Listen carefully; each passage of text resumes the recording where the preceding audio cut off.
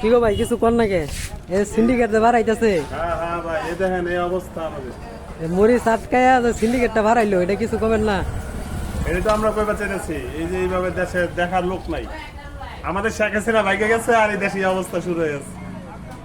আমরা এবার শেখাচ্ছি না না, আপনারাই তো 10 টাকা খাইছেন। যদি আওয়ামী লীগ থাকতো এই মরিচের দেশে এই অবস্থা হইতো?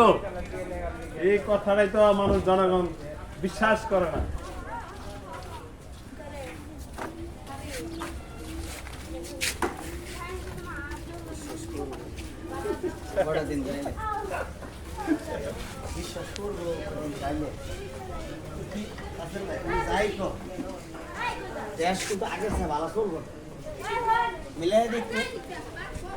দেশ আসলে কি, এটা কি রাজনীতির একটা পরিক্ষেপ? তো মানে দেশ যেরকম রেট মূল্য বাড়াই দেওয়া যায়, যে রেটটা উড়াই দেওয়া যায়, ওই সরকার রেটটা কমায় না।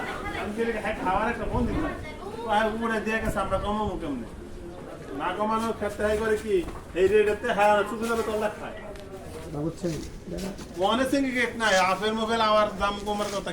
মরিচগুলো যদি আগে ছাড়তো তাহলে কি মরিচের এত দাম বাড়তো? তাইলে মরিচের বেচা হইতো, মানুষের সবকিছু। মরিচ আটকায় মনে করো দাম বাড়াইছে, এখন তো পয়সা গেছে রাখছে, এই যে মনে করো যে কম দামে ছাড়তেছে।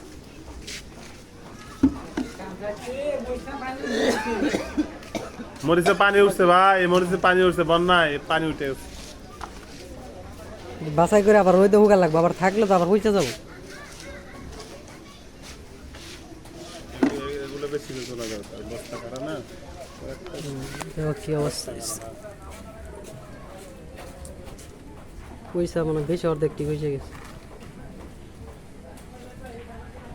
নিচে গুলো তুলে দাও, ময়লাগুলো রাস্তা লাগা, ময়লাগুলো হ্যাঁ দেখা যায়, ঠিক আছে।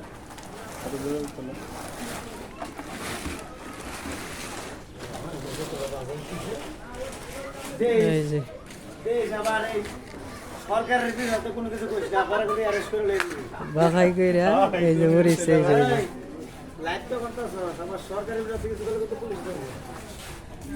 সরকারি